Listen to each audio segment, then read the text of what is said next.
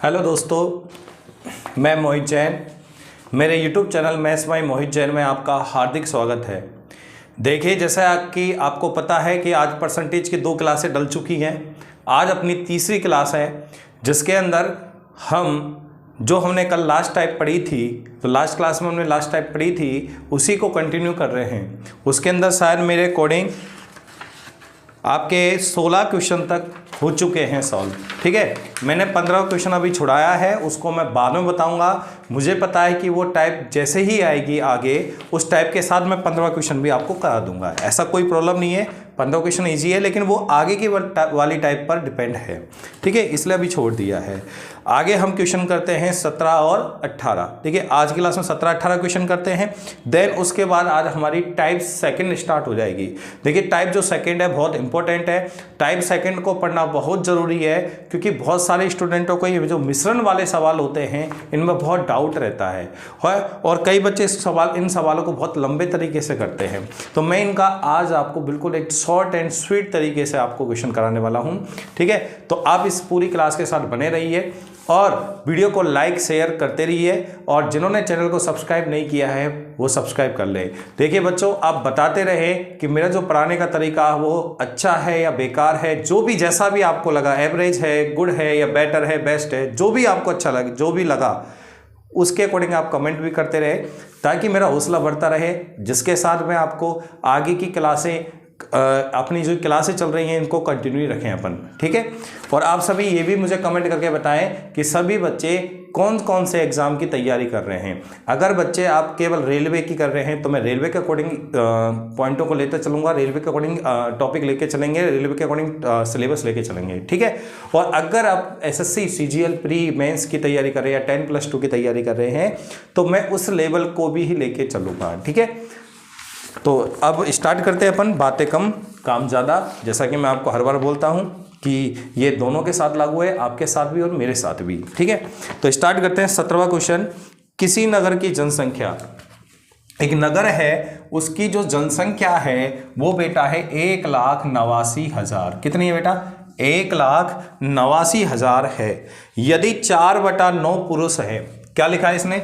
4/9 पुरुष है। तो देखिए बच्चों, यहां पर 9 आपकी जो है वो कुल जनसंख्या है, कुल जनसंख्या। ठीक है, उसमें से अगर मैं पुरुष पूछूं तो कितने हैं पुरुष उसमें, तो आप कहोगे सर पुरुष हैं उसमें 4। कितने पुरुष हैं बेटा? कितने पुरुष हैं जल्दी बताइए। पुरुष कितने होंगे यहाँ पर? 4। उसमें यही तो बोला 4/9 पुरुष है। तो 4/9 का मतलब होता है बेटा टोटल जनसंख्या 9 है। जैसा कि मैंने आपको लास्ट क्लास में बताया था कि जैसे किसी व्यक्ति ने 3/4 वस्तुएं बेच दी हैं, तो मैंने बताया था 3/4 का मतलब होता है टोटल वस्तुएं 4 हैं, उनमें से आपने 3 बेच दी हैं। यही ना इसका मतलब। तो इसी तरीके से इसमें बोला है 4/9 पुरुष हैं, तो इसका मतलब पुरुष 4 हैं। कितने में से? 9 में से, है ना। जैसा अपन एग्जाम देते हैं कि 10 में से मेरे 4 नंबर आए, 10 में से मेरे 5 नंबर आए, ऐसे ही आपसे मैं बोलूं तो 9 में से पुरुष कितने हैं? 4 हैं। इसका मतलब 9 क्या है? आपकी कुल जनसंख्या है। तो महिलाएं कितनी बची? तो आप कहोगे सर टोटल 9 जनसंख्या है, उसमें 4 पुरुष हैं, तो महिलाएं 5 होंगी। ठीक है, तो बच्चों देखिए, कुल जो जनसंख्या है वो तो आपकी 9 है। उसमें से अगर मैं पुरुष की पूछूं तो पुरुष बेटा उसमें कितने होंगे? 4 होंगे। तो महिलाएं अगर मैं आपसे पूछूं तो कितनी होंगी? 5 होंगी। राइट, कोई परेशानी वाली बात नहीं। आगे पढ़ते हैं। आगे आपको बोला गया है कि 50% पुरुष विवाहित है। 50% पुरुष क्या हैं? विवाहित हैं, मतलब शादीशुदा हैं 50% पुरुष। तो इसको लिखता हूं मैं शादीशुदा। तो शादीशुदा और विवाहित हैं, जो इसका मतलब एक ही है। ठीक है, तो 50% पुरुष आपके विवाहित हैं। इसका मतलब क्या है कि अगर पुरुष अपने पास 4 हैं और उसमें से 50% पुरुष विवाहित है, तो मतलब 4 का 50%, तो 4 का 50% कितना होता है? तो आप कहोगे 4 का आधा, 50% मतलब आधा ही तो होता है। तो 4 का आधा कितना होगा बेटा? जल्दी बताओ। 4 का आधा होगा 2। तो 2 पुरुष विवाहित हैं। ठीक है, तो पूरे नगर में 2 पुरुष विवाहित हैं। अब आगे की बात सुने। इसमें आपसे पूछा है तो पूरे नगर में विवाहित जनसंख्या का प्रतिशत। तो देखिए, हमें ये तो पता है कि 2 पुरुष विवाहित हैं, पर हमें ये नहीं पता कि महिलाएं कितनी विवाहित हैं, और ना उसने उसके अंदर दे रखा है, क्वेश्चन के अंदर भी नहीं दे रखा है कहीं भी महिला के बारे में कि महिलाएं कितनी विवाहित हैं। तो बेटा यहाँ पे बस आपको इतनी सी ही बात समझनी है इस सवाल में, कि इस सवाल को करने में बस एक छोटी सी बात समझनी है। छोटी सी बात क्या समझनी है वो समझिए आप, कि अगर पुरुष दो विवाहित है, कितने विवाहित हैं, दो विवाहित हैं, तो ध्यान रखना उन दो पुरुषों की शादी जिन दो महिलाओं से होगी तो वो भी तो क्या होंगी, विवाहित होंगी। इसका मतलब है यहाँ पर आप एक नोट डाल के बात लिखेंगे कि जितने पुरुष विवाहित होंगे, जितने पुरुष विवाहित होंगे, जितने पुरुष विवाहित होंगे उतनी ही महिलाएं विवाहित होंगी, क्योंकि सीधी सी बात है कि उन पुरुषों की शादी उनकी महिलाओं से हुई होगी और वो भी महिलाएं किस में आएंगी, विवाहित में ही आएंगी।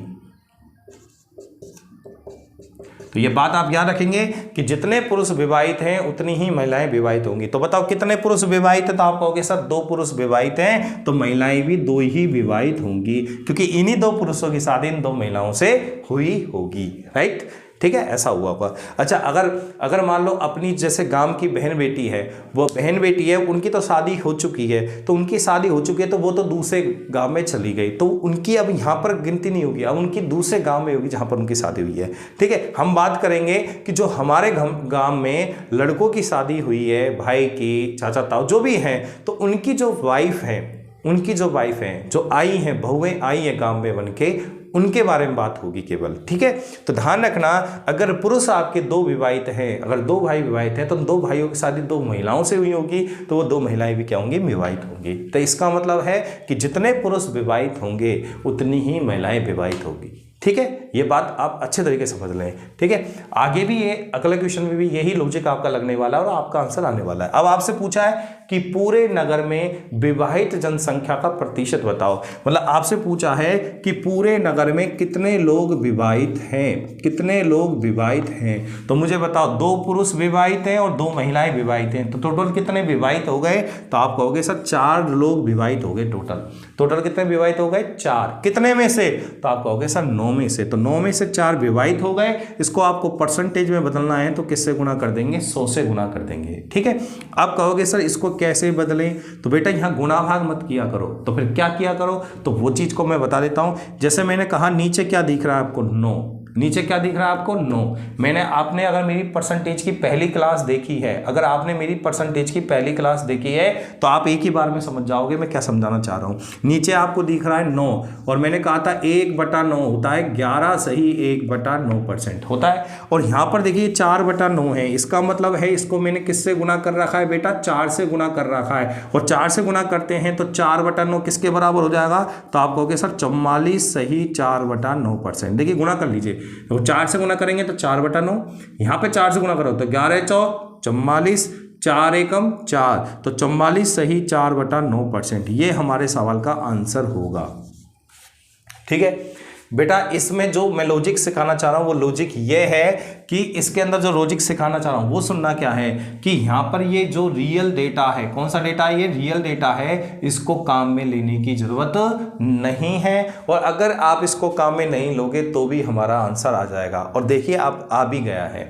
अब कई बच्चे कहेंगे सर आपने 1,89,000 यूज नहीं किया है, तो मैं लास्ट क्लास में आपको समझा चुका हूं। देखिए जो बच्चे आज डायरेक्ट इस क्लास को देख रहे हैं वो पहले मेरी टाइप जो पहली क्लास है उसको देखे परसेंटेज की, फिर दूसरी देखे, देन फिर तीसरी देखे, तब आपको मेरी सारी बातें जुड़ती हुई नजर आ जाएंगी। ठीक है, और आपको भी बहुत अच्छा क्लियर हो जाएगा ये पॉइंट। ठीक है, तो आप एक समझ गए होंगे कि कुल जनसंख्या 9 है, पुरुष उसमें कितने हैं? 4 है, महिलाएं कितनी बची? 5। अब एक बार बताइए 4 का कितना परसेंट विवाहित है? 50% विवाहित है, तो 4 का 50% कितना होता है? 2 पुरुष विवाहित है। और मैंने बताया अगर किसी नगर में 2 पुरुष विवाहित है तो महिलाएं भी कितनी विवाहित होंगी? 2 ही होंगी बस। जितने पुरुष विवाहित होते हैं उतनी महिलाएं विवाहित होंगी, क्योंकि जो पुरुष विवाहित है उनकी शादी जिन महिलाओं से हुई होगी वो भी तो क्या होंगी? विवाहित होंगी। इसका मतलब पुरुष की विवाहित की संख्या और महिलाओं की विवाहित की संख्या आपस में बराबर होगी। ठीक है, अब आपसे पूछा है कि पूरे नगर में कितने लोग विवाहित हैं, उनका परसेंटेज बताइए। तो पहले तो बता पूरे गांव में कितने लोग हैं, तो आप कहोगे सर 9 लोग हैं। उसमें विवाहित कितने हो गए? तो 2 पुरुष और 2 महिलाएं। कितने विवाहित हो गए? 4 लोग विवाहित हो गए, तो ऊपर 4 आ जाएगा।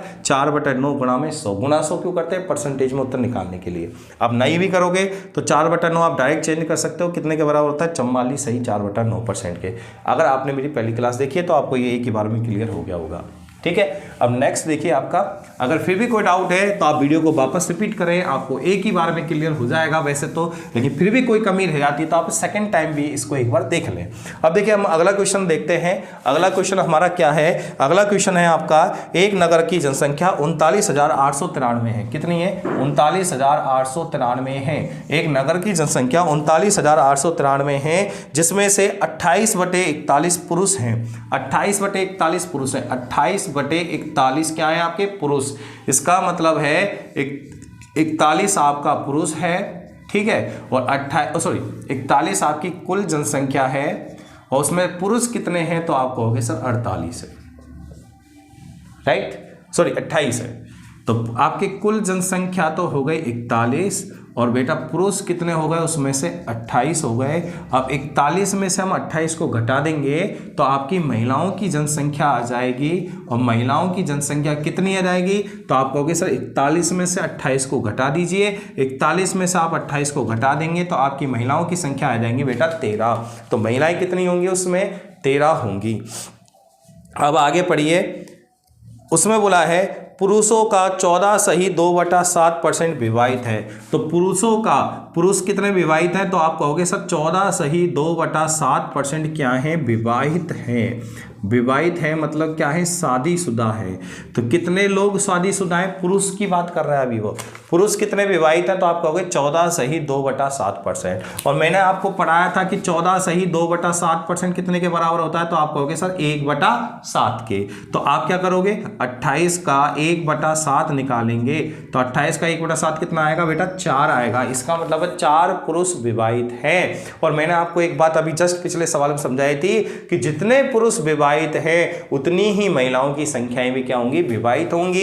इसका मतलब है अगर 4 पुरुष विवाहित हैं तो इन 4 पुरुषों की शादी जिन 4 महिलाओं से होगी वो भी क्या होंगी? विवाहित होंगी। तो हमें पता लग गया महिलाएं कितनी विवाहित होंगी, तो आप कहोगे 4 ही महिलाएं विवाहित होंगी, ठीक है। अब आगे पढ़िए, तो कितने, अब आगे बोला है तो कितने प्रतिशत महिलाएं विवाहित हैं। केवल इसने जो सवाल पूछा है वो महिलाओं के बारे में पूछा है कि महिलाएं कितनी विवाहित हैं। तो पहले तो मुझे बताओ महिलाएं कितनी हैं। तो आप कहोगे सर महिलाएं 13 हैं, उनमें से विवाहित कितनी हैं? तो मैंने बताया था जितने पुरुष विवाहित हैं उतनी महिलाएं विवाहित हैं। तो महिलाएं कितनी विवाहित हैं? तो 4 ही महिलाएं विवाहित हैं, ठीक है। उत्तर परसेंट में चाहिए तो किससे गुणा कर दें? 100 से।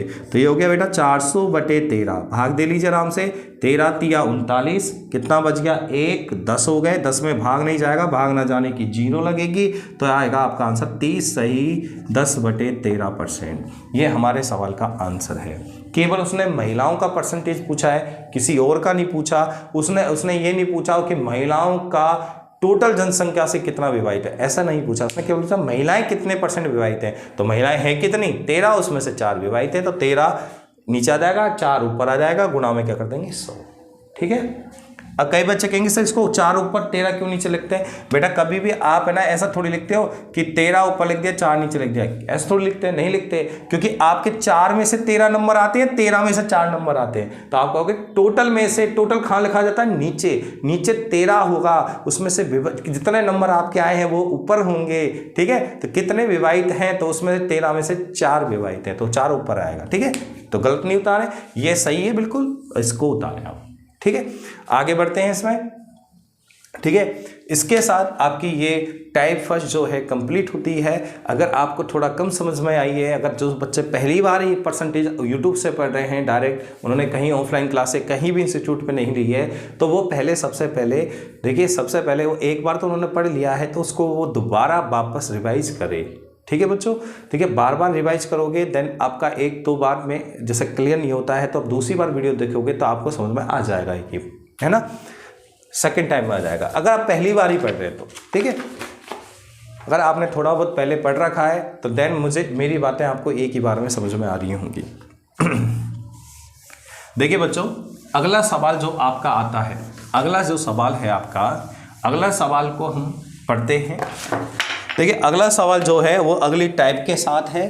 तो अगली टाइप, यहाँ पर टाइप चेंज हो रही है। टाइप क्या कह रही है कि एक 400 ग्राम चीनी और पानी का मिश्रण है, उसमें 70% चीनी की मात्रा है और शेष आपका पानी है। इस मिश्रण में कितना पानी मिला दिया जाए जिससे नए मिश्रण में पानी में से 5 पानी में से 3 हिस्सा पानी हो, है ना।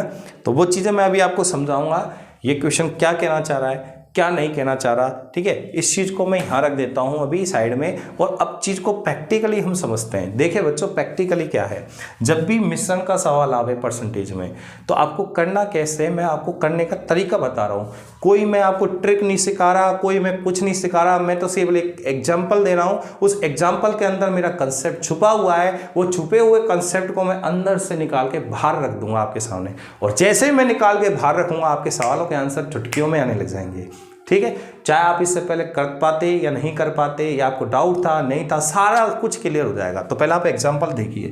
एग्जाम्पल क्या है, तो एग्जाम्पल ये है बेटा, जैसे मैं मान लेता हूँ एक स्कूल है, एक स्कूल है, उसमें 1000 बच्चे हैं। कितने बच्चे? 1000 बच्चे हैं। उसमें 60% तो लड़के हैं, 60% तो लड़के हैं, और लड़कियां हैं आपकी 40%। लड़कियां आपकी 40% है।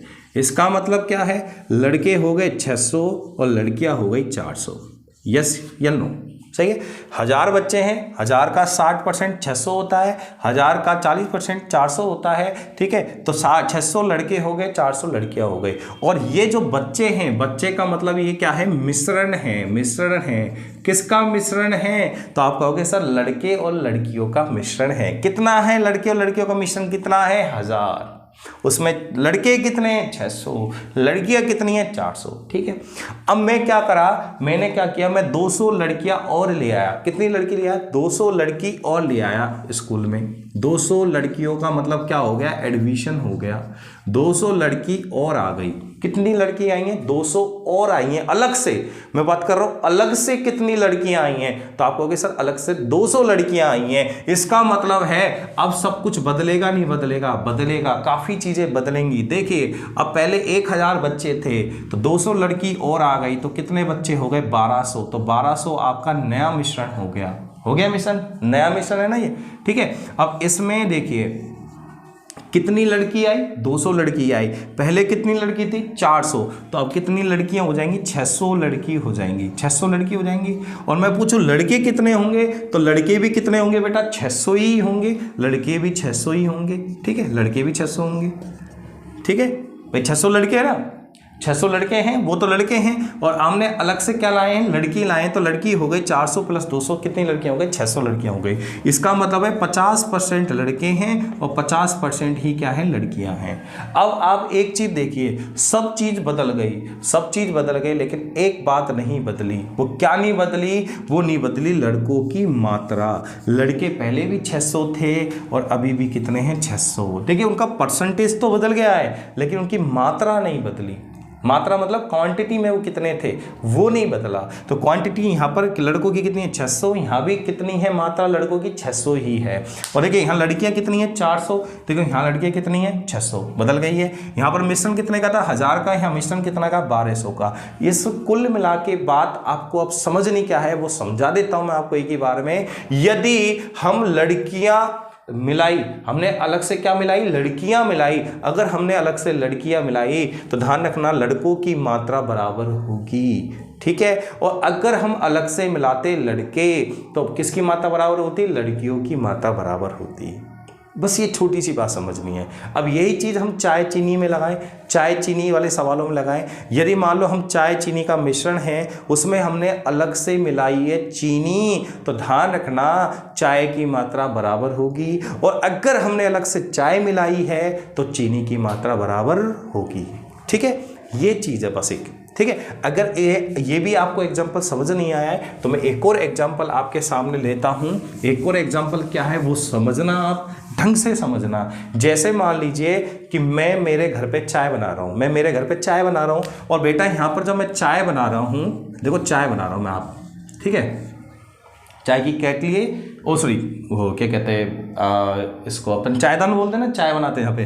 तो चाय दान है, इसके अंदर मैंने बेटा 10 किलो तो दूध डाल दिया पूरा, और 2 किलो मैंने डाल दिया बेटा पानी।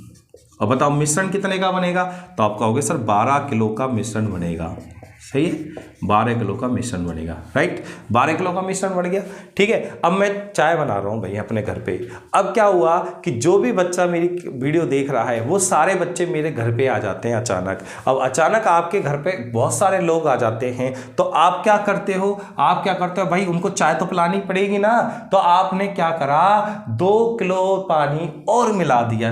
क्या कर दिया आपने, 2 किलो क्या मिला दिया बेटा, पानी मिला दिया अलग से, ठीक है। क्योंकि दूध तो आपके पास लिमिटेड होता है सबके पास। तो आप क्या करते हो उस कंडीशन में, यार चलो ठीक है चाय पतली बन जाएगी लेकिन सब पी तो लेंगे कम से कम। तो आपने 2 किलो पानी मिला दिया, अलग से मिलाया। अब बस आपको एक ही चीज ध्यान रखनी कि मिलाया क्या हमने, तो आपने अलग से पानी मिलाया है। तो इसका मतलब है अलग से हमने अगर पानी मिलाया है तो दूध की मात्रा क्या रहेगी, समान रहेगी, बस। और देखिए आप देख भी लीजिए कैसे रहेगी। देखिए अगर मैं आपसे पूछूं मिश्रण कितने का हो जाएगा, तो आप कहोगे सर मिश्रण पहले 12 किलो का था, 2 किलो पानी और मिल गया तो 14 किलो का हो गया, ठीक है।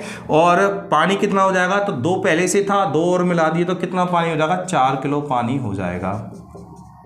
क्लियर है बात। और अगर मैं पूछूं दूध कितना है, तो दूध तो अभी भी कितना है, 10 ही किलो है। दूध की मात्रा बदली क्या, तो आप कहोगे सर दूध की मात्रा नहीं बदली, दूध अभी भी 10 किलो ही है। तो बस यही चीज समझनी है कि जब भी दो चीजों का मिश्रण हो और हमने बदलाव एक चीज में किया है, मतलब हमने एक चीज मिलाई है, तो दूसरी वाली चीज हमेशा क्या रहेगी, समान रहेगी। दूसरी वाली चीज की मात्रा हमेशा समान रहेगी।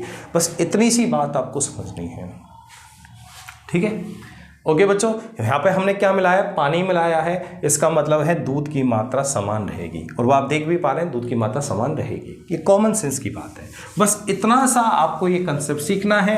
अब मिश्रण के सवालों में मैं आपको गारंटी देता हूँ 1% भी प्रॉब्लम नहीं आएगी। और मैंने अभी इसकी इसी टाइप के अंदर आप देखेंगे जब, तो मैंने ताज़ा फल वाले सवाल भी लिए हैं, तो कि ताज़ा फल वाले सवाल भी मैं आपको इसी कंसेप्ट से सिखाऊंगा। तो ये कंसेप्ट बहुत मज़ेदार है। बस आपको एक ही बात याद रखनी है, हमने अलग से मिलाया क्या है। अगर हमने अलग से पानी मिलाया है तो दूध की मात्रा समान रहेगी, और अगर हमने अलग से दूध मिलाया है तो पानी की मात्रा समान रहेगी। अब सवाल करते हैं हम, ठीक है। देखिए अब मैंने आपको क्वेश्चन की लैंग्वेज पूरी समझा दी है। अब सवाल करेंगे तो मजा आएगा। एक एक लाइन आपको ऐसा लगेगा बिल्कुल क्लियर है, बिल्कुल कांच की तरह बिल्कुल क्लियर। कांच क्लियर दिखाता है ना आपको बिल्कुल चेहरा साफ दिखाता है, बिल्कुल ऐसा ही आपको सवाल समझ में आएगा। देखिए सवाल पहले हम देख लेते हैं बेटा, पहले हम सवाल देख लेते हैं 20। सवाल नंबर पहले 20 देख लेते हैं ना, 19 पे भी आऊंगा, पहले 20 कर लेते हैं। दूध और पानी के 25 लीटर मिश्रण में केवल 20% पानी है। पहले तो बताओ मिश्रण कितने का है, तो आप कहोगे सर मिश्रण है 25 लीटर का।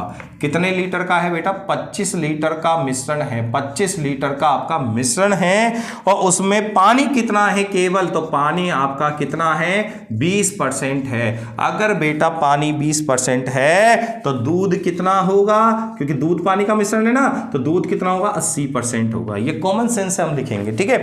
अब आगे पढ़िए, पानी की मात्रा 90% तक करने के लिए, देखो पानी आपका 20% है, अब वो बोल रहा है कि पानी की मात्रा 90% करने के लिए, पानी की मात्रा 90% करने के लिए कितनी और मात्रा में पानी की जरूरत होगी। मतलब इसमें कितना पानी और मिलाऊं ताकि ये पानी 20% से कितना हो जाए, 90% हो जाए। तो मैंने मान लिया मैंने x लीटर पानी मिलाया। कितना लीटर पानी मिलाया बेटा, x लीटर पानी मिलाया। देखिए हमें पानी की मात्रा बढ़ानी है कि घटानी है, तो देखो पहले पानी 20% था और कितना करना है, 90% करना है। इसका मतलब पानी बढ़ाना है, तो हम मिलाएंगे क्या, अलग से पानी मिलाएंगे। उसने भी क्लियर बोला कि पानी कितना मिलाएंगे, तो मैंने माना x लीटर पानी मिलाएंगे।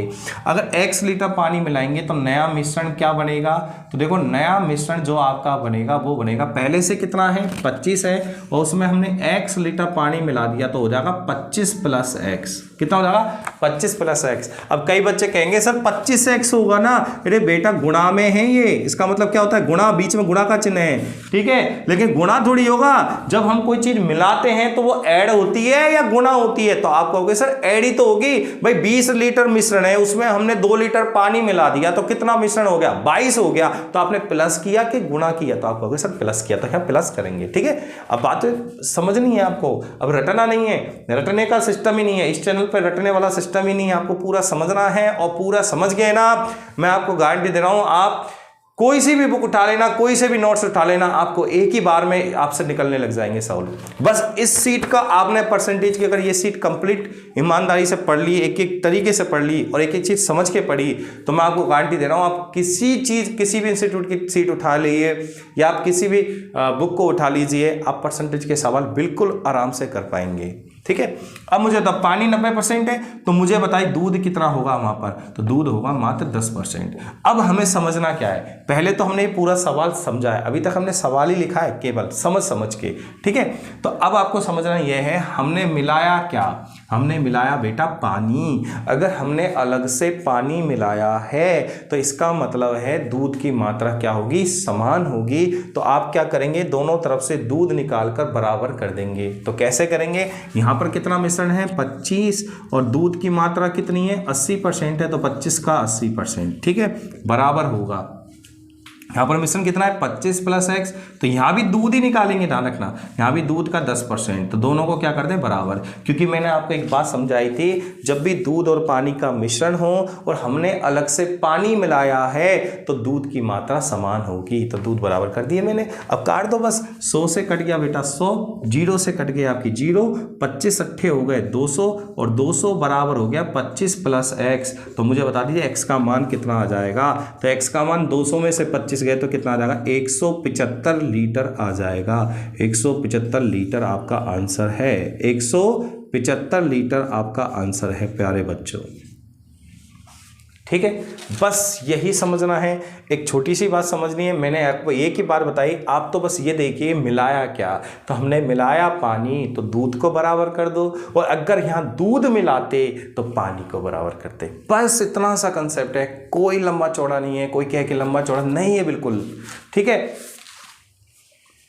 ओके, तो ठीक है, अब अगला सवाल हम करते हैं। जैसे जैसे आप सवालों में बढ़ते जाओगे ना आगे अब जैसे आप सवालों में बढ़ते जाओगे तो आपको चीज़ें ऑटोमेटिकली क्लियर होती जाएंगी। अभी आपने एक सवाल किया है, अभी हम दूसरा तीसरा सवाल भी करते हैं। देखिए अब सवाल करते हैं हम 22वां।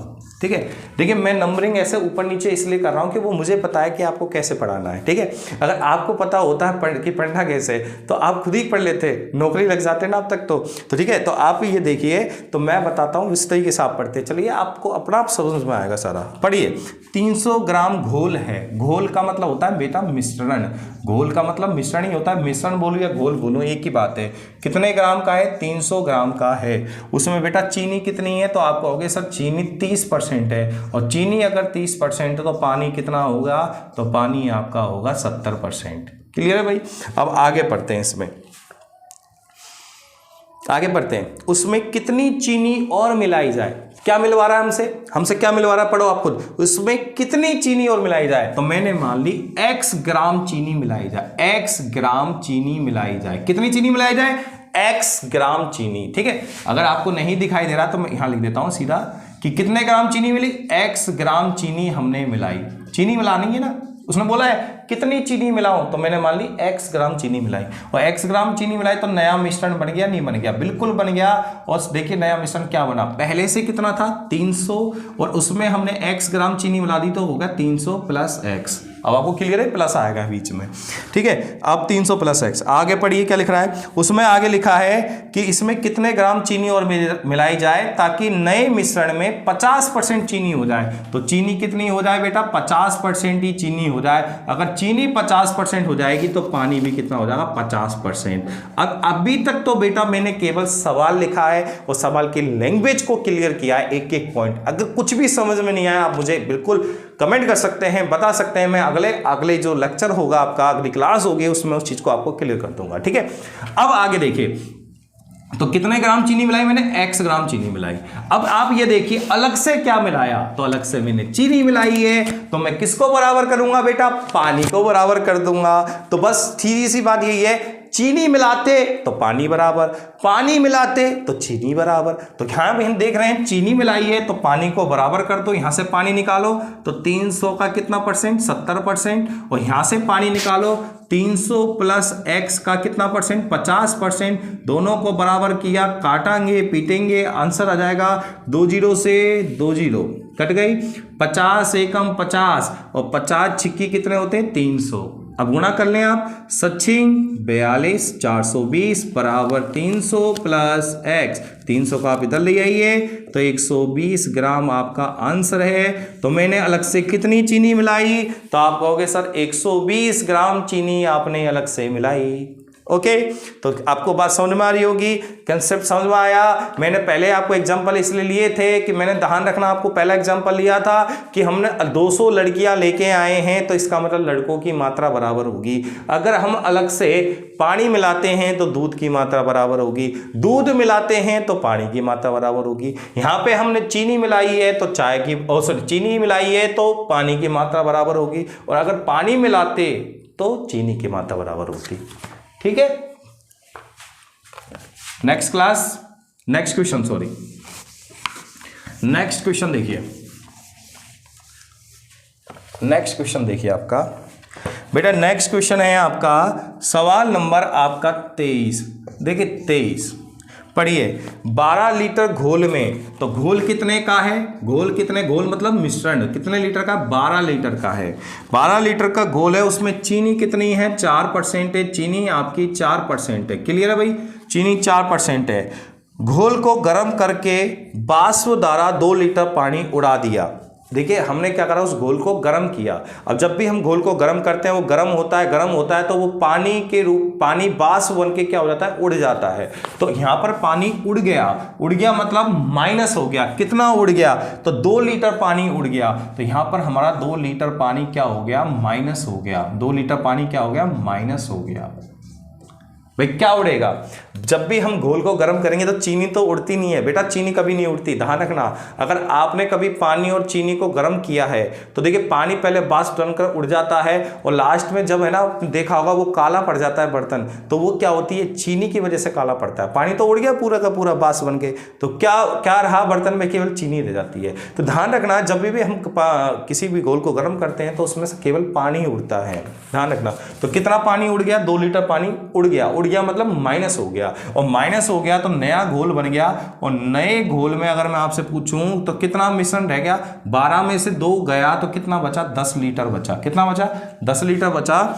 अब आपसे पूछा है शेष घोल में कितना % चीनी है। आपसे सवाल पूछा है कि शेष घोल में कितनी % चीनी है, तो मैंने मान ली कितने % चीनी है, x% चीनी है। कितनी % चीनी है, x% चाहिए। शेष घोल यही तो बचा है आपके पास। ये जो घोल है ये कौन सा घोल है बेटा, शेष घोल है। तो शेष घोल 10 लीटर ही तो बचा है, इसमें चीनी का % पूछा है। तो बस छोटी सी बात है कि हमने क्या चेंज किस में हुआ, तो आप देखोगे सर चेंज किस में हुआ, पानी में। पानी उड़ गया तो पानी में चेंज हो गया, तो किसकी मात्रा बराबर होगी, चीनी की मात्रा बराबर होगी। तो दोनों तरफ चीनी को बराबर कर दें, तो यहाँ पर 12 का हम निकालेंगे 4%, 12 का 4%, और यहाँ पर किसका निकालेंगे, 10 का कितना %, x%। दोनों को बराबर कर दीजिए, 100 से 100 कट गया, 12 चौक 48, 48 बराबर 10x। तो बेटा x का मान आ जाएगा आपका 48/10, मतलब कितना आंसर आएगा, 4.8%। कितना % आएगा बेटा, 4.8% आपका आंसर आ जाएगा। ठीक है, 12 लीटर घोल था, उसमें चीनी 4% थी, बाकी पानी ही होगा। ठीक है, उसको निकालने के देखने की जरूरत नहीं है। फिर आगे हमने घोल को गर्म किया तो 2 लीटर पानी उड़ गया मतलब क्या उड़ा, पानी उड़ा। तो मतलब किसकी मात्रा बदली, पानी की मात्रा बदली। तो बराबर कौन रहेगा, चीनी बराबर रहेगी।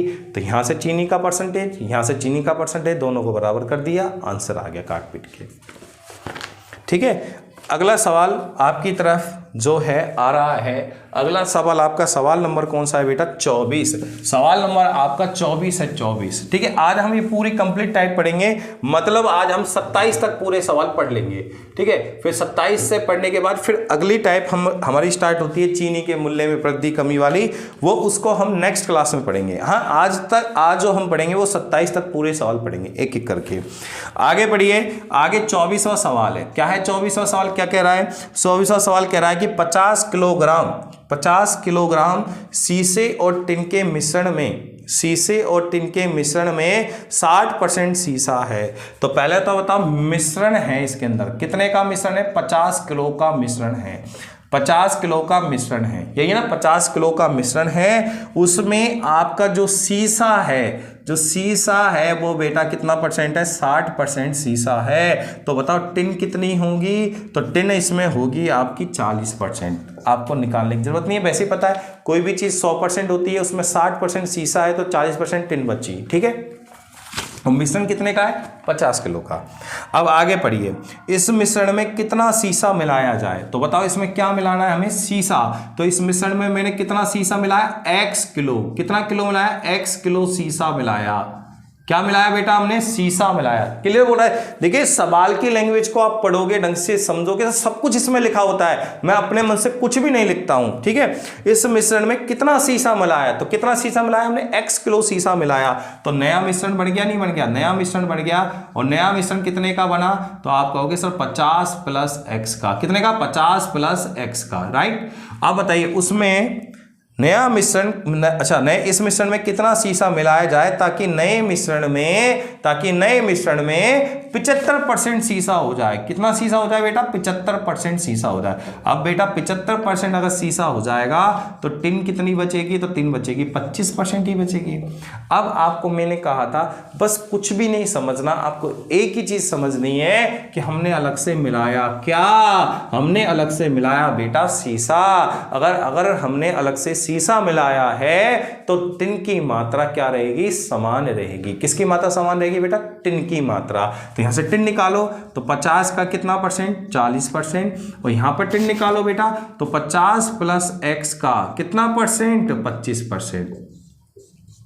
ठीक है बेटा, ये मैं इतना लंबा चौड़ा इसलिए लिख रहा हूं ताकि आपको एक ही बार में समझ में आ जाए। और आप 10 दिन पीछे भी कॉपी उठा के देखो तो आपको समझ में आए, इसलिए लिख रहा हूं। नहीं तो मैं डायरेक्ट ही लिख देता ना, मुझे को तो बस इतना देखना था, मिलाया क्या, तो मिलाया हमने सीसा, तो बराबर कर दो टिन को, और मिलाया अगर टिन तो बराबर कर दो सीसे को, खत्म कहानी।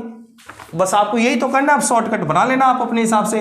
25 एकम 25, 25 दूनी 50, तो यहाँ हो गया बेटा 80 बराबर 50 + x। तो बेटा x का मान कितना आएगा, तो आपका आएगा x का मान 30 किलो। ये हमारा आंसर है, बिल्कुल आराम से आ गया, ज़्यादा हमें मेहनत नहीं करनी पड़ी, बस एक ही बात समझनी है, मिलाया क्या, अलग से क्या मिलाया, सीसा, तो टिन को बराबर कर दो। और अगर मिलाते अगर टिन को तो सीसे को बराबर करते, ठीक है। अगला सवाल, अब सवाल पढ़ते हैं हम 19 वाला भी, फिर 21 वाला भी पढ़ते हैं, ठीक है। अब कोई दिक्कत नहीं है, अब कोई परेशानी वाली बात नहीं है, ठीक है। अब 19 वाला सवाल करते हैं, ठीक है। उसकी थोड़ी लैंग्वेज अलग हटके है, उसको मैं अभी समझा देता हूं आपको कैसे क्या है, ठीक है। अगर मैं डायरेक्टली पहले उसको ले लेता तो आप कहते कि सर इतना हार्ड फिर कैसे समझ में आएगा, तो अब देखिए अब आपको आराम से समझ में आ जाएगा। 19वां सवाल पढ़िए। 19वां सवाल कह रहा है 400 ग्राम चीनी और पानी के मिश्रण में, तो मिश्रण कितने का है, तो मिश्रण है कितने का, 400 ग्राम का। 400 ग्राम का चीनी और पानी का मिश्रण है, ठीक है। उसमें 70% चीनी है। चीनी कितनी परसेंट है, जल्दी बताइए। चीनी आपकी है 70%। इसका मतलब है पानी कितना होगा, पानी अगर मैं कहूँ तो 30% होगा। क्लियर बात, कोई भी चीज़ 100% होती है, ठीक है। आगे बढ़िए, आगे उसमें बोला है इस मिश्रण में कितना पानी मिला दिया जाए, तो अलग से हम क्या मिला रहे हैं, पानी। तो हम यहां पर अलग से पानी मिला रहे हैं, तो कितना पानी मिलाया मैंने, x ग्राम पानी मिलाया। कितना पानी मिलाया बेटा, x ग्राम पानी मिलाया। तो नया मिश्रण कितने का हो गया, तो नया मिश्रण आपका हो गया 400 + x का। क्या मिलाया, ध्यान रखना पानी मिलाया है, तो बराबर किसको करोगे, चीनी को बराबर करोगे, ठीक है। इस मिश्रण में कितना पानी मिला दिया जाए जिससे कि नए मिश्रण में क्या बोला है, पानी 5 में से 3 हिस्सा हो जाए। 5 में से 3 हिस्से का मतलब है कि 5 में से उसके कितने नंबर आ जाए, 3 नंबर आ जाए। मतलब टोटल अगर कोई चीज 5 है तो उसमें से पानी की मात्रा कितनी है, 3 है। तो 5 में से 3 है। अब इसको परसेंटेज में बदलेंगे तो कितना परसेंट होगा, जल्दी बताइए कितना परसेंट होगा, 60% हो जाएगा, ठीक है। तो आप यहाँ 60% भी लिख सकते हो या 3/5 भी लिख सकते हो, आप इसे भी रहने दो। अगर पानी 3/5 है तो मुझे बताओ चीनी कितनी होगी, तो चीनी होगी आपकी 2/5, ठीक है। 5 में से कितनी होंगी, 2 होगी, ठीक है।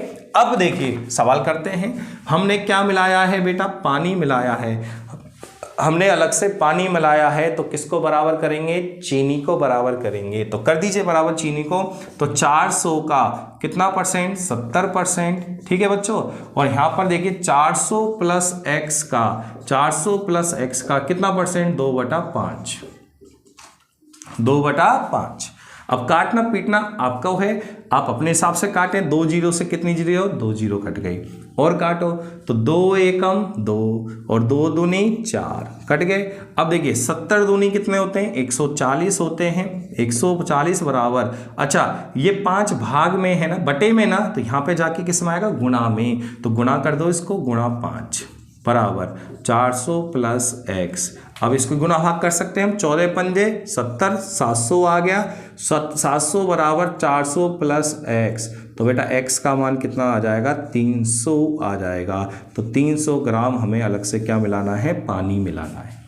देखिए बेटा गुणा भाग आप अपने हिसाब से करें, मैंने मेरे हिसाब से किए, इसको किधर ले जाना है, किसको किधर ले जाना है, वो आप अपने हिसाब से करें, जैसी आपकी सुविधा हो, ठीक है। मेन चीज़ आपको बस ये समझनी है कि पानी मिलाया है तो चीनी को बराबर कर दीजिए, और अगर यहाँ चीनी मिलाता तो पानी को बराबर करता।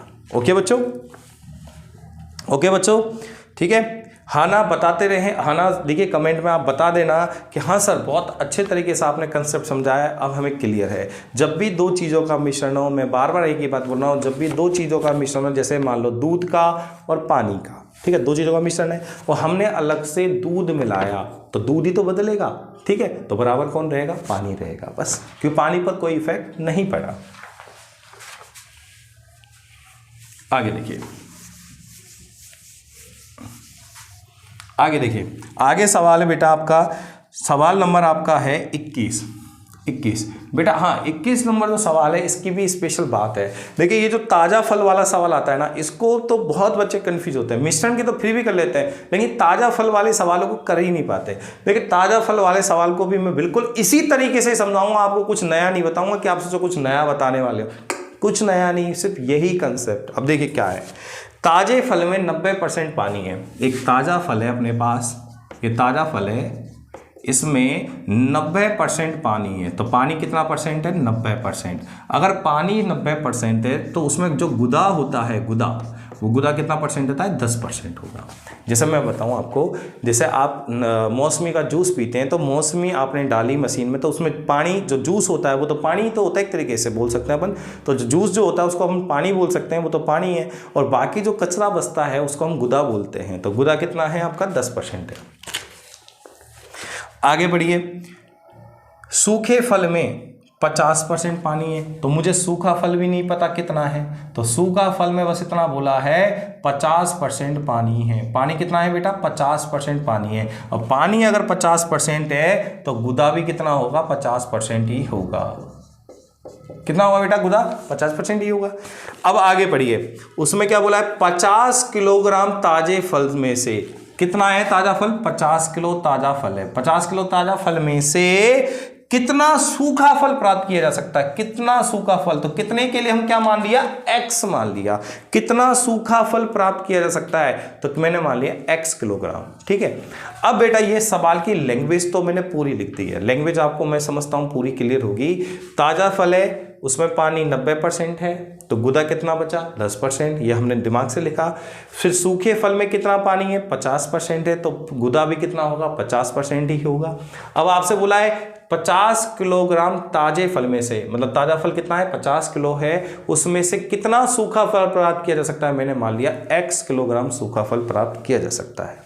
अब एक बात सुनिए, जब भी कोई फल है, जब भी कोई फल है, जैसे एक ताज़ा फल है, वो अगर सूखता है तो सूखने का मतलब पता है क्या होता है, सूखने का मतलब होता है कि उसमें से पानी निकल जाता है। क्या निकल जाता है, उसमें से पानी निकल जाता है। जैसे मैं बताऊं आपको, जैसे आप हो, आप इन्हें कपड़े धोते हो, कपड़े धो के धूप में सुखाते हो, तो क्या आपका कपड़ा उड़ता है या उसमें से पानी उड़ता है? तो आप जब धूप में सुखाते तो उसमें से केवल क्या उड़ता है, पानी उड़ता है। तो ध्यान रखना, जब भी फल ताजा फल से सूखा फल बनेगा तो उसमें से पानी उड़ जाएगा। क्या उड़ जाएगा भैया, पानी उड़ जाएगा। उड़ जाने का मतलब कम हो जाएगा, उड़ जाने का मतलब पानी कम हो जाएगा। जैसे आप मान लो कोई कपड़ा, उसको आप गीला कपड़ा धोया आपने, धोने के बाद आपको सुखा दिया, सूखने के बाद धूप में सुखाया तो उसमें धीरे धीरे पानी क्या होने लग जाता है, उड़ने लग जाता है धूप की वजह से, राइट, तभी तो कपड़ा सूखेगा। ठीक है, तो पानी उड़ गया। अब पानी उड़ जाएगा, देखो ये पानी लिखा है उड़ जाएगा, ठीक है, पानी उड़ जाएगा। तो देखो, तो बताओ किसकी मात्रा बदली, तो आप कहोगे सर पानी की मात्रा बदली। तो चेंज किस में हुआ, अलग से चेंज किस में हुआ, पानी में तो हुआ है, तो पानी तो उड़ा है, तो ध्यान रखना गुदे की मात्रा बराबर होगी। तो यहाँ पर भी आप वही लॉजिक लगाएंगे कि यहाँ पर ही दो चीज़ों का मिश्रण है, एक पानी का एक गुदे का। तो मुझे बताओ क्या उड़ गया, पानी उड़ गया, तो किसको बराबर कर देंगे, गुदे को बराबर कर देंगे। तो गुदे को बराबर कर दीजिए, 50 का कितना परसेंट, 10%, और यहाँ पर कितने का, यहाँ पर x का कितना परसेंट, 50%, दोनों को बराबर कर दो। 100 से 100 कट गया, 50 से 50 कट गया, x का मान आ गया 10 किलो। तो बताओ सूखा फल कितना प्राप्त किया जा सकता है, 10 किलो, 10 किलोग्राम सूखा फल प्राप्त किया जा सकता है। ठीक है, तो ये ताजा फल वाले वही सवाल हैं। जब भी ताजा फल से सूखा फल होता है तो उसमें से क्या निकल जाता है बेटा, पानी निकल जाता है। तो यहाँ पानी उड़ गया है और पानी निकल गया है, इसका मतलब पानी की मात्रा बदलेगी, और तो किसकी मात्रा बराबर होगी, तो आप कहोगे सर गुदे की मात्रा बराबर होगी। ठीक है, आगे चलते हैं, आगे चलें। ठीक है, आगे चलें। अब मैं सवाल को ऐसे ही जमाऊंगा, इसी तरीके जमाऊंगा, इसलिए मैं थोड़ा सा कम लिखना चाहता हूं। ठीक है, इसलिए मैं थोड़ा सा यहां पे, हाँ, सवाल नंबर आपका बेटा 25 पढ़े, पढ़ो। ताजे फल में 96% पानी है, ये ताजा फल है, इसमें 96% पानी है। क्लियर है भाई, आगे देखिए। तो 96% पानी है तो गुदा कितना होगा बेटा, 4%। ये हमने दिमाग से लिखा है। आगे बढ़ो। सूखे फल में 95% पानी रह जाता है, तो सूखा फल है उसमें कितना पानी रह जाता है, 95%। तो 95% अगर पानी रह जाता है तो गुदा कितना बचा बेटा, 5%। सही है, अब आगे पढ़ो। तो 40 किलोग्राम ताजे फल में से, तो कितना किलोग्राम ताजा फल है, 40 किलोग्राम ताजा फल है, उस ताजे फल में से कितना सूखा फल, तो कितना सूखा फल, x किलोग्राम सूखा फल प्राप्त करना है। ठीक है, तो अब हमें x का मान निकालना है। तो मैंने आपको एक ही बात समझाई है, मैं बार बार यही समझा रहा हूं, जब भी फल सूखेगा तो उसमें से पानी उड़ जाएगा, पानी उड़ जाएगा, इसका मतलब पानी की मात्रा बदल जाएगी, और पानी की मात्रा बदल जाएगी तो किसकी मात्रा बराबर रहेगी बेटा, गुदे की। तो गुदे को बराबर कर दो, तो 40 का कितना परसेंट, 4%, और यहाँ पर कितने का, x का कितना परसेंट, 5%, दोनों को बराबर कर दीजिए। 100 से बेटा 100 कट गया, 5 अट्ठे 40, 8 चौक 32 किलो हमारा आंसर आ गया। किसका बेटा, x का मान आ गया। तो कितना सूखा फल प्राप्त किया जा सकता है, 32 किलो सूखा फल प्राप्त किया जा सकता है। ठीक है बेटा, मैं 1 मिनट पानी पी लेता हूं हल्का सा।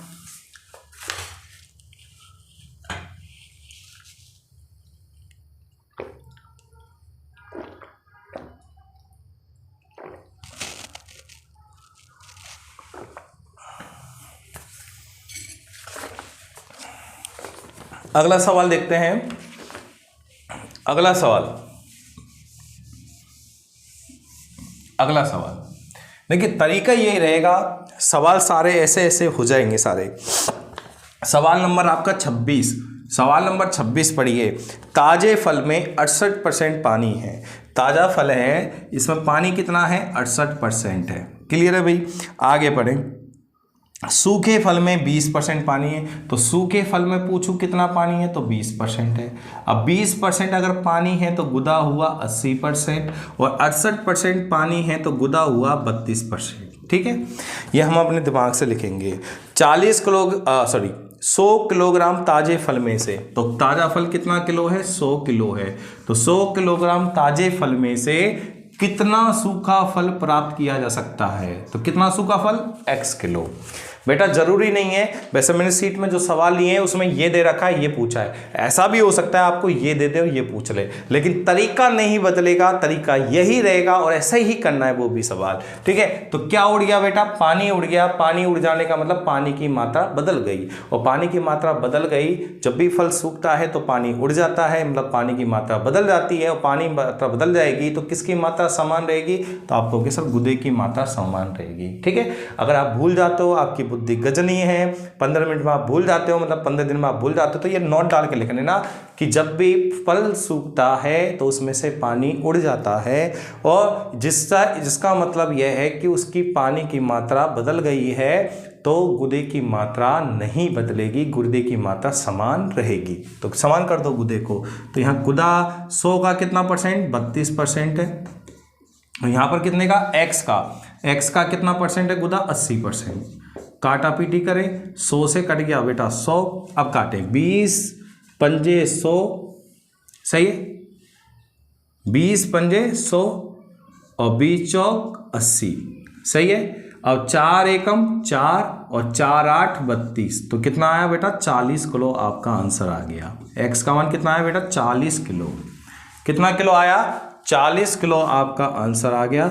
मेरे अकॉर्डिंग ये बिल्कुल सबसे सीधा तरीका है, मुझे भी ये बिल्कुल सीधा लगता है, इससे इजी कुछ नहीं है। ठीक है, अगला सवाल, भारत पाकिस्तान के बीच खेले गए मैच। तो ये तो भारत पाकिस्तान की है, यहाँ तो देश प्रेम की बात हुई है।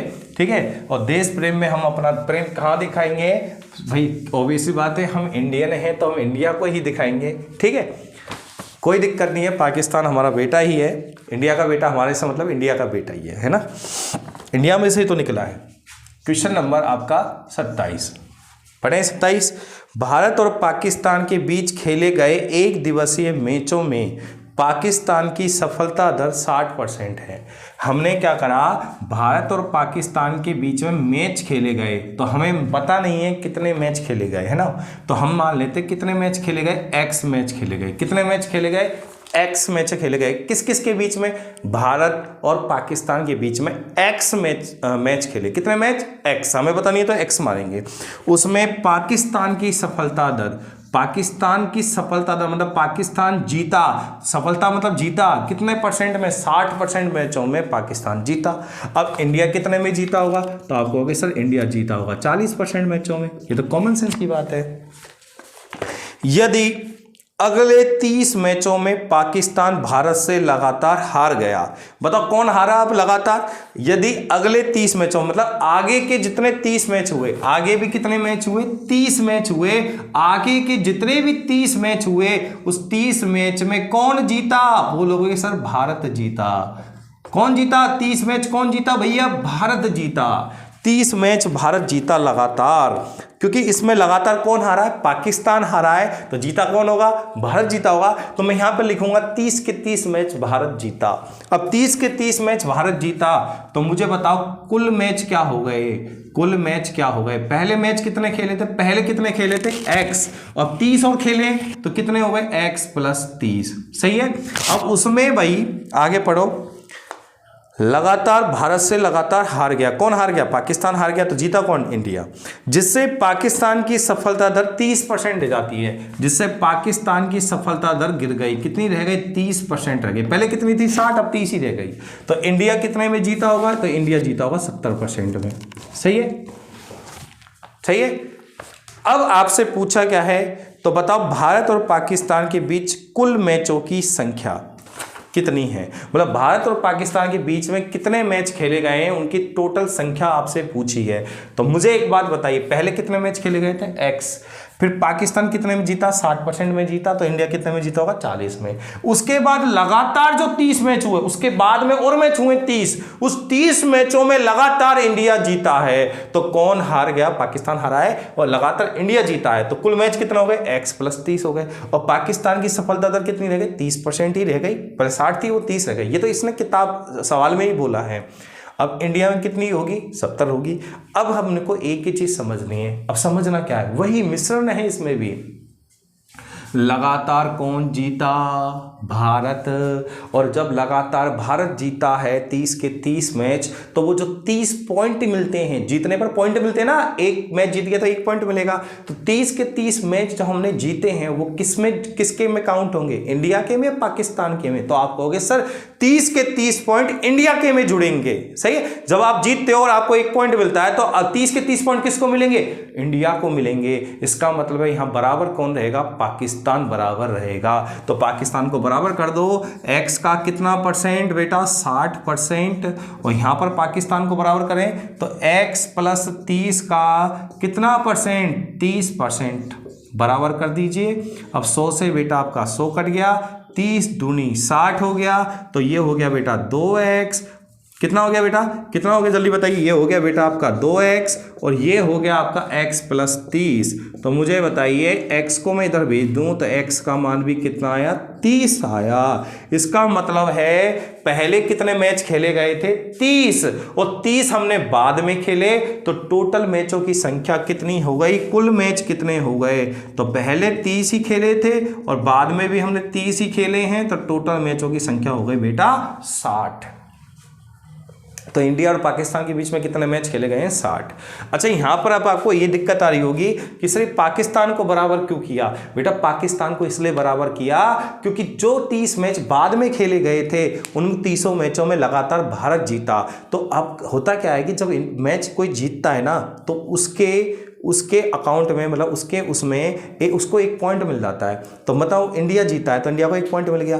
अब मेरे को ऐसे ही बताइए, इंडिया 30 में जीता तो बताओ 30 पॉइंट किस में जुड़ेंगे? तो इंडिया के में जुड़ेंगे। तो मात्रा किसकी बदली? इंडिया की बदली।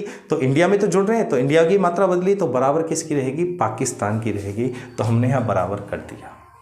ओके, अब क्लियर है? ठीक है, अच्छे क्वेश्चन लिए मैंने, बहुत अच्छे क्वेश्चन इसमें जोड़े हैं मिशन के अंदर। और भी मैं आगे अपडेट करता रहूँगा सीटें। अपडेट करने के साथ साथ जब मैं सीट अपडेट करूँगा तो मैं अपडेट सीट का सॉल्यूशन भी आपको कराऊंगा और आपको प्रोवाइड कराएंगे। ठीक है, ओके बच्चों, इसी के साथ यहाँ टाइप सेकंड आपकी कंप्लीट होती है। टाइप फर्स्ट भी कंप्लीट हो चुकी है। टाइप फर्स्ट के 2 क्वेश्चन बच रहे थे वो मैंने आज करा दिए हैं, और टाइप सेकंड के जो बच रहे पूरे करा दिए आपको कंप्लीट। ठीक है, अब कल अगली जो क्लास होगी, मतलब परसेंटेज की 4थी क्लास, उसमें हम टाइप थर्ड को पढ़ेंगे, स्टार्ट करेंगे वहाँ से पढ़ना। ठीक है, वो आपके चाय चीनी वाले जितने भी सवाल हैं वो सारे आपके ऐसे ही बिना पेन चलाए हो जाएंगे, उंगलियों पर करवा देंगे अपन। ठीक है, तो इसी के साथ जय हिंद, जय भारत, और अगली क्लास में मिलते हैं।